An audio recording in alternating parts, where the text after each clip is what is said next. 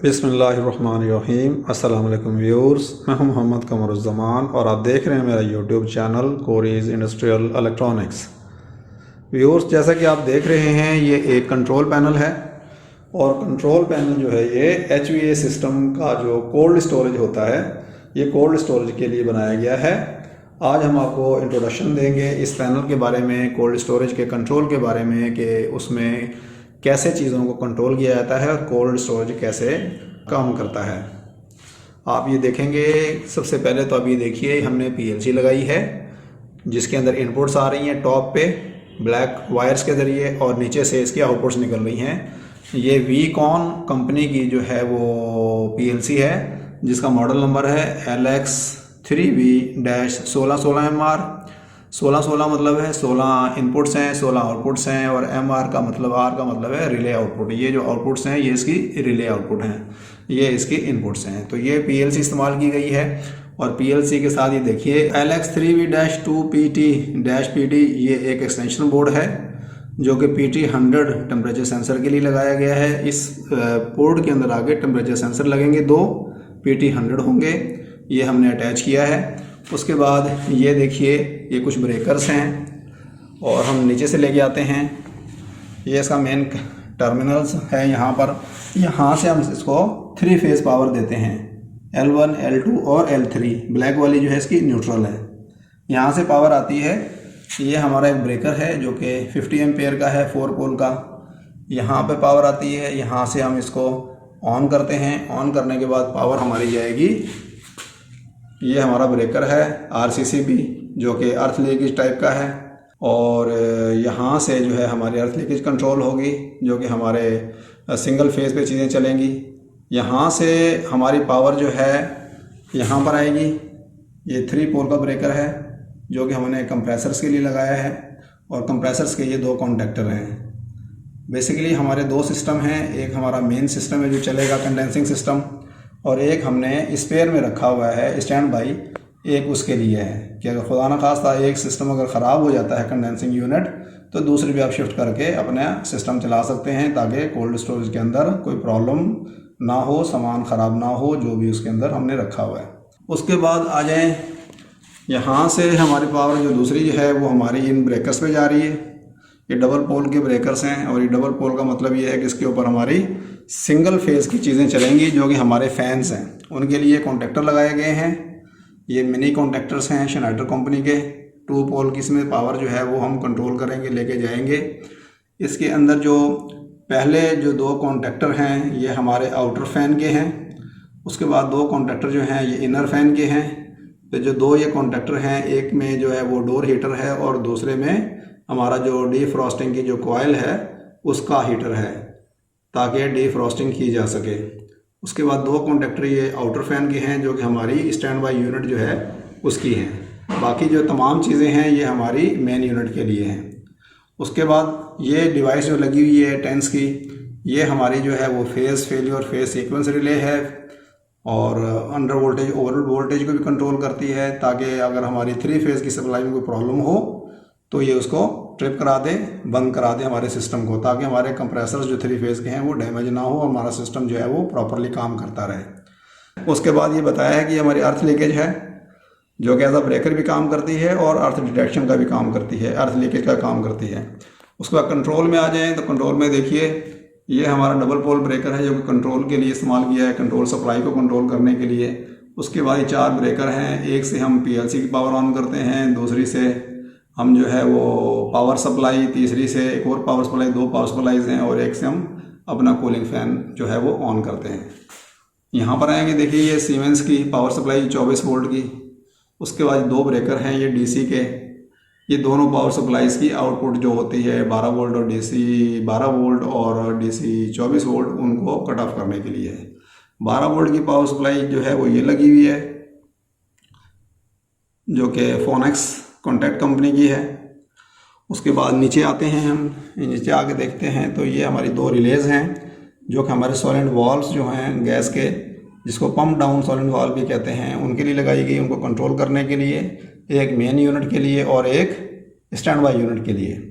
ये जो आपको ब्रेकर नज़र आ रहा है ये ब्रेकर इन सॉलिड वाल्व के लिए लगाया गया है ताकि सॉलिड वॉल की कोई कॉइल अगर शॉर्ट हो जाए तो ये ब्रेकर ट्रिप हो जाएगा। उसके बाद ये देखें, ये EOCR है। ये EOCR जो है हमारे जो कंप्रेसर्स हैं, ये वाले जो कंप्रेसर्स हैं उनके लिए लगाई गई है, ताकि उनके करंट को जो है वो मॉनिटर किया जा सके और अगर ओवर करंट हो तो वो बंद कर दे। उसके बाद ये एक बज़र है, फॉल्ट की सूरत में, अलार्म की सूरत में ये साउंड करेगा। नीचे हम कनेक्टर्स की तरफ आ जाते हैं। कनेक्टर्स ये हमारे मेन थे। उसके बाद ये जो दो कनेक्टर्स हैं जिन पे L1 L2 L3 लिखा हुआ है, जो लेफ़्ट वाला है ये मेन यूनिट के लिए है, राइट वाला स्टैंड बाई यूनिट के लिए है। इनमें से कोई एक कंप्रेसर चलेगा जिसकी पावर यहाँ से आएगी। उसके बाद जो ये हमारी वायर्स हैं, ये आउटपुट की वायर्स हैं जो कि हमारे आउटर फैन के लिए और इनर फैन के लिए और हमारे हीटर्स के लिए यहाँ से पावर आउट होगी। ये हमारे मेन यूनिट के लिए हैं। ये हमारी जो साइड पे, राइट साइड पे, ये स्टैंड बाई यूनिट के लिए हैं। इधर आएंगे आप ब्लैक वायर्स में, ये हमारे जो इनपुट्स हैं, यहाँ से हमारे 0 वोल्ट आउट होंगे।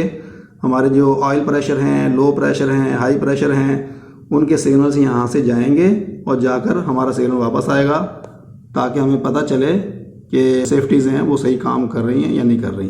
ये दो वायर्स आपको नज़र आ रही हैं, ये हमारी 12 वोल्ट की आउट हैं।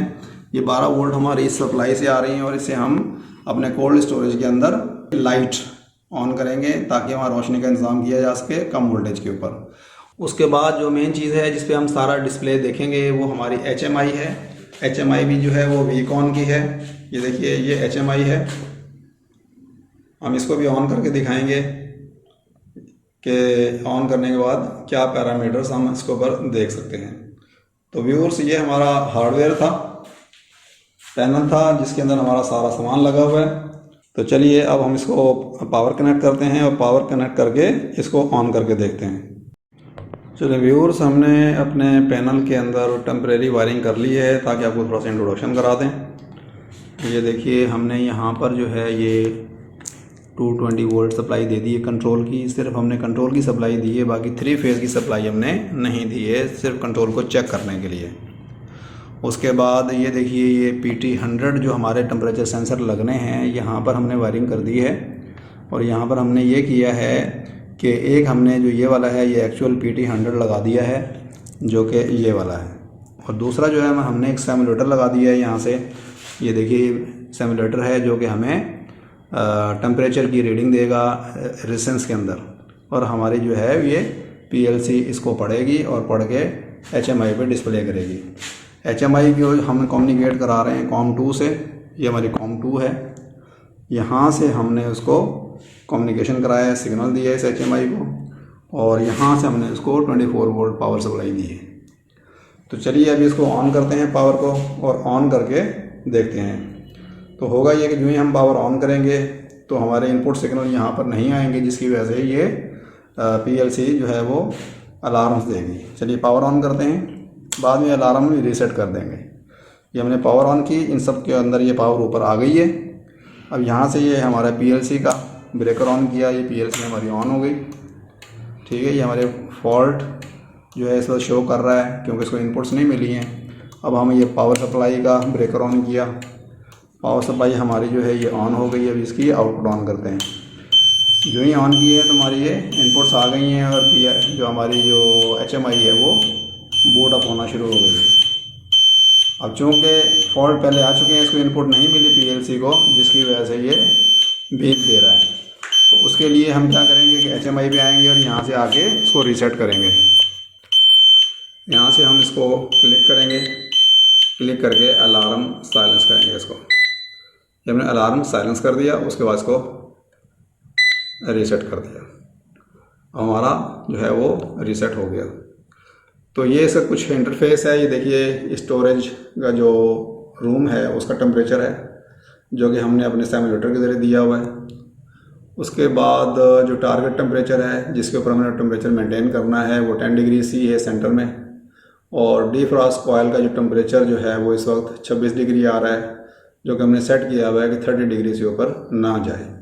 उसके बाद ये दो हमारी जो है वो यूनिट्स हैं, मेन और स्टैंड बाई, कि हम मेन को यूज़ करेंगे, मेन ख़राब हो जाएगी, स्टैंड बाई को इस्तेमाल कर सकते हैं, यहाँ से सेलेक्ट कर सकते हैं। ये हमारा जो है सिस्टम को स्टार्ट करने का और स्टॉप करने का मैनुअल बटन है। ये हमारा कंप्रेसर की इंडिकेशन है। कंप्रेसर चलेगा तो ये रेड हो जाएगा। उसके बाद ये हमारा कूल टाइम है कि हमारा कूलिंग होती रहे, और उसके बाद जब डीफ्रॉस्टिंग होगी तो ये इतने टाइम के बाद फिर डीफ्रॉस्टिंग शुरू हो जाएगी। ये हमारा अलार्म को रीसेट करना है, ये साइलेंस करने के लिए है, ये फॉल्ट्स को रीसेट करने का है। उसके बाद आगे चलते हैं नेक्स्ट पेज के ऊपर। ये हमारा आईओ का पेज है। लेफ़्ट साइड में हमारी जो है इनपुट्स हैं, डोर स्विच है, oil pressure, LP, low pressure, high pressure, face failure relay, उसके बाद ईओसीआर रिले, उसके बाद कंप्रेसर की, इनर फैन की 1 की, इनर 2 की फीडबैक्स हैं, और इसी तरीके से स्टैंड बाई की इनपुट्स हैं। आउटपुट्स में देखेंगे तो हमारी जो पहले आउटपुट है Y0 वो बज़र है, Y1 अभी हमने कनेक्ट नहीं की है, वो आउटर मेन हीटर्स के लिए है। उसके बाद सॉलिड वाल्व है जिसको हम पम्प डाउन सॉलिड वाल्व कहते हैं। फिर कंप्रेसर है, outer fan 1, outer fan 2 main की हैं, और फिर इनर फैन 1 और इनर फैन 2। उसके बाद डोर हीटर्स हैं, कोल्ड स्टोरेज का उसका हीटर है, फिर डीफ्रॉस्टिंग हीटर है। नीचे जो है वो solid valve, compressor, outer fan, ये हमारी स्टैंड बाई यूनिट्स के हैं। तो यहाँ से हम अपनी जो है वो इनपुट्स को, आउटपुट्स को मॉनिटर कर सकते हैं कि इस वक्त क्या हो रहा है। अगले पेज पे जाते हैं तो ये हमारा सेटिंग का पेज है।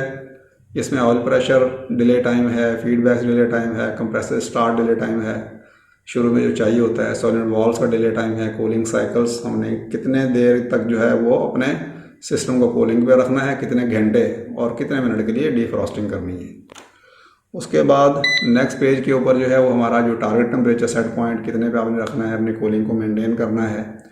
उसके बाद जब वो टारगेट अचीव हो जाए तो कितनी ऑफसेट के बाद, टॉलरेंस के बाद आपके जो है वो दोबारा आपका कंप्रेसर स्टार्ट हो जाए, कूलिंग शुरू हो जाए। मैक्सिमम कॉइल टेम्परेचर है। उसके बाद सिस्टम रीस्टार्टिंग सिलेक्शन हमने दी है कि जब पावर चली जाती है, पावर फेल हो जाती है, सिस्टम आपका बंद हो जाता है, तो उसके बाद जो रीस्टार्टिंग होगी वो आपने मैनुअल रीस्टार्टिंग करनी है या ऑटोमेटिक ये कूलिंग शुरू कर दे, उसकी सिलेक्शन ही यहाँ से है।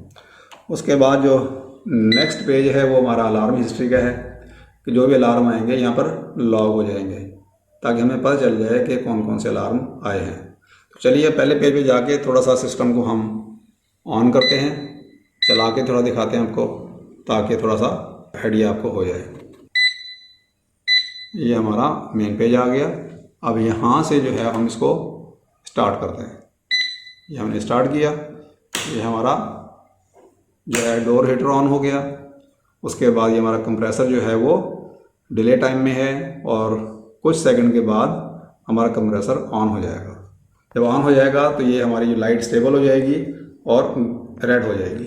उसके बाद नेक्स्ट पेज पे चलते हैं, आईओ के पेज पे।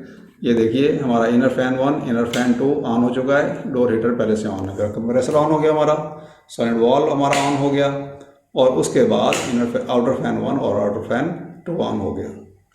तो इस तरीके से जो है ये हमारे आउटपुट्स आ गए, ये हमारी इनपुट्स आई हुई हैं जो कि हमने नीचे से जंपर दे के बाईपास किया हुआ है। उसके बाद हम वापस जाते हैं हमारे इस टेम्परेचर के ऊपर। अब हम क्या करते हैं कि अपने थर्मोमीटर के ज़रिए, इसके ज़रिए टेम्परेचर थोड़ा डाउन करते हैं ताकि हमारा टेम्परेचर अचीव हो जाए। अब ये देखें यहाँ पर लिखा हुआ है कूलिंग इन प्रोग्रेस, यानी कि इस वक्त कंप्रेसर चल रहा है, आपका कोल्ड स्टोरेज के अंदर कूलिंग हो रही है। अब मैं ये ऊपर वाला टेम्परेचर जो है इसको डाउन करता हूँ 10 डिग्री से ताकि नीचे आ जाए।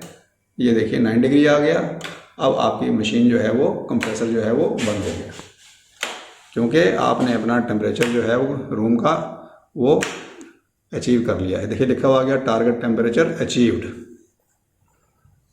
और कंप्रेसर आपका रुक गया है।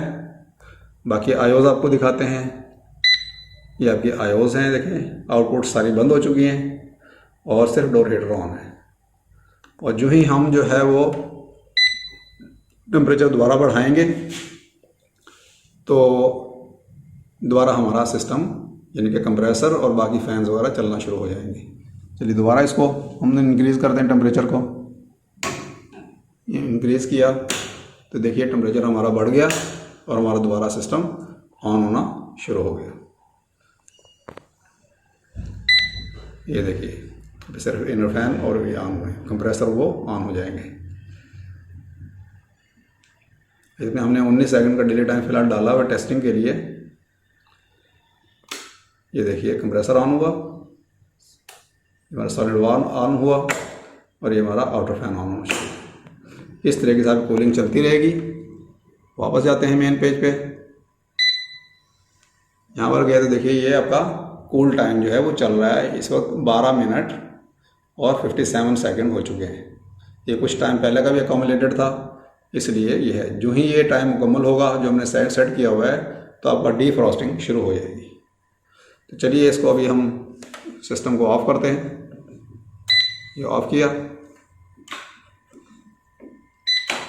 ये देखिए हमारा सिस्टम ऑफ है।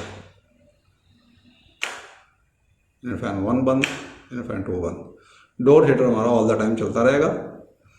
तो व्यूअर्स, इस तरीके से हमने ये सिस्टम बनाया है। थोड़ा सा आपको लॉजिक और इसका जो है प्रिंसिपल ऑफ ऑपरेशन समझाने की कोशिश की है। उम्मीद है कि आपको ये पसंद आया होगा, कुछ इल्म में इजाफा हुआ होगा। तो आज के लिए इतना काफ़ी है। मिलते हैं इंशाल्लाह नेक्स्ट वीडियो में। जब तक के लिए अल्लाह हाफिज़।